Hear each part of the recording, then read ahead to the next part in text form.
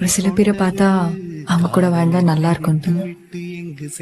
ஆனா யாராவது ஒருத்தர் கிட்டதான் அவங்க இல்லைன்னா வாழவே முடியாதுன்னு தோணும். எனக்கு அப்படிதான் இருக்கும் ஒண்ணு பார்த்தா. அவ்வளோ பிரஷா மைக்கேல், ஒரு சில பேரை பார்த்தா அவங்க கூட வாழ்ந்தா நல்லா இருக்கும்னு தோணும். ஆனா யாராவது ஒருத்தர் கிட்டதான் அவங்க இல்லைன்னா வாழவே முடியாதுன்னு தோணும்.